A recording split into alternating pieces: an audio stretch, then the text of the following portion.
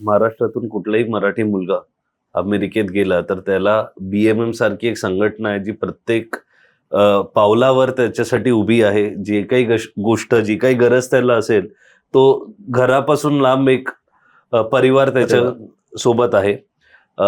वेबसाईटची link आहे.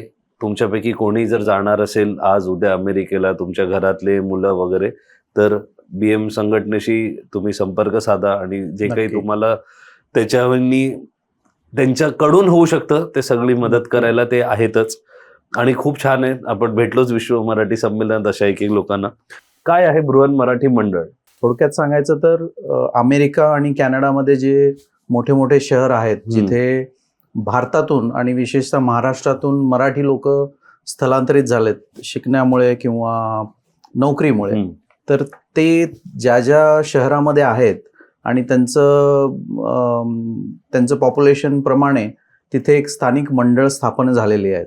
काही शहरं असे आहेत की ज्यांचे 1950 पासून त्यांच्याकडे मंडळ आहेत आणि काही शहरं असे आहेत की आता वाढल्यामुळे, लोकांचं तिकडे जाणं वाढल्यामुळे आता बऱ्याचशा कॉमन सिटीजमध्ये की जिथे रिमोट एरिया असून सुद्धा बरेच लोक तिथं स्थलांतरित झालेत आणि तिथे आता हळूहळू चालू होत आहेत.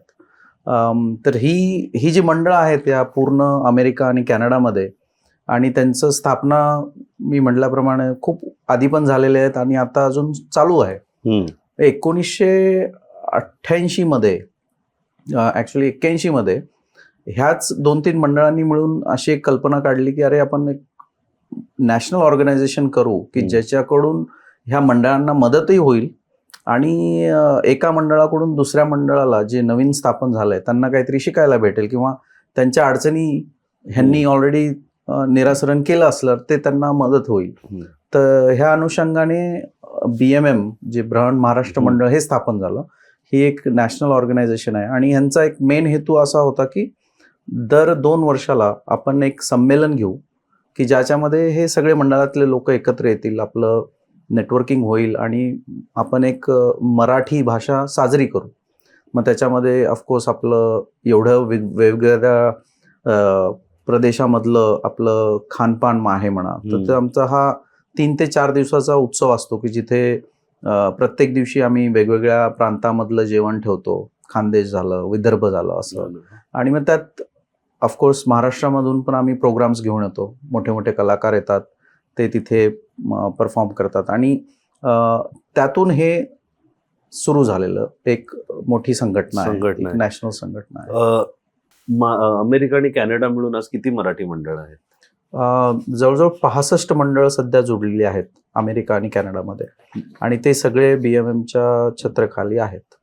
आणि त्यात आम्ही असं काही वेगळे पण केलेलं नाही. त्याच्यामध्ये काही प्रायव्हेट संस्था पण आहेत जे आम्ही असोसिएट मेंबर म्हणून त्यांना पण सामावून घेतो. म्हणजे प्रायव्हेट सामावून त्याचं एक उदाहरण द्यायचं झालं तर एखादी सांस्कृतिक संस्था आहे की ज्यांना काही नाटकप्रेमी एकत्र आलेत आणि त्यांनी एक संस्था काढली आणि त्यांना नाटकाचे प्रयोग करायचे आहेत, तर ते एका संस्थेखाली करतात ते.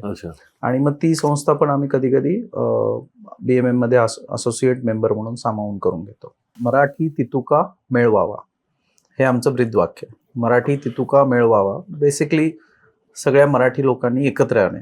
आणि मराठी का तर आम्हाला जिओ बाउंड्रीज नाही करायची होती की फक्त महाराष्ट्र, कारण की आज मराठी माणूस फक्त महाराष्ट्रात नाहीये, तो बाकी पण राज्यामध्ये आहे. जेणेकरून तुम्ही जरी महाराष्ट्राचे नसलाल, मराठी असताल तर तुम्ही या आमच्यासोबत.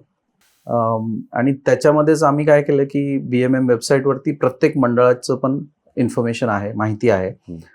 जर समजा कोणी त्या पर्टिक्युलर स्टेट किंवा राज्यामध्ये जात असेल तर त्या राज्य किंवा त्या सिटीमधलं मंडळाची माहिती तिथे आहे आणि त्यांनी पण ही माहिती ठेवलेली आहे की नवीन आलेल्या स्टुडंट्सला ते इव्हन एअरपोर्ट पिकअप वगैरे बरेचसे मंडळ हे पण मदत करतात की एअरपोर्टहून त्यांना पिक करतात. मग कुणाला तरी बऱ्याचशा स्टुडंटला मी जेव्हा पहिल्यांदा गेलो तेव्हा मी 8 दिवस एकाकडे गेस्ट म्हणून राहिलेलो आहे की मग त्या 8 दिवसामध्ये मी मग बाकीची व्यवस्था केली आणि मग मी तिथून बाहेर पडलो.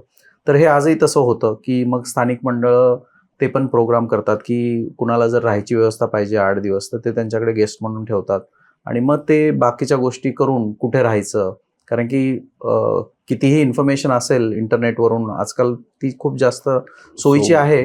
माझ्या वेळेस तर ती अजिबात नव्हती. त्यामुळं ते साहजिक होतं की मला एकाने आमच्याच एका सिनियर्सनी मला ते 8 दिवस तिथे राहायला दिलं होतं. पण असंही बरेच जण करतात, मंडळातले लोक, पदाधिकारी त्यांना मदत करतात.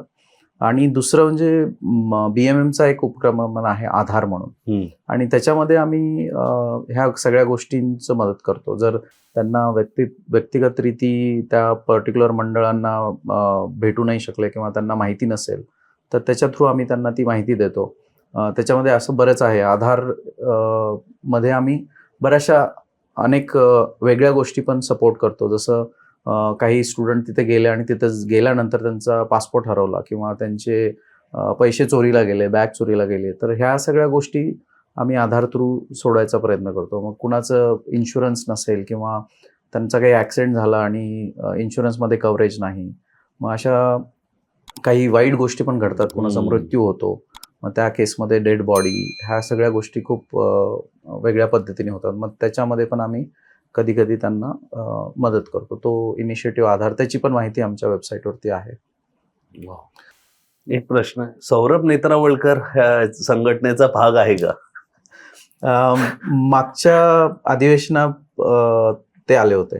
अच्छा. आणि ऑफकोर्स आम्हाला मराठी म्हणून त्यांचा खूप अभिमान आहे. आता US क्रिकेट टीममध्ये ते खेळतात आणि जेव्हा पण ते खेळतात आम्हाला खरंच अभिमान वाटतो, कारण की तो मुंबईचा आहे. हो. आणि ते आणि सुनील गावस्कर सर एकाच व्यासपीठावरती आम्ही त्यांची मुलाखत बघितली.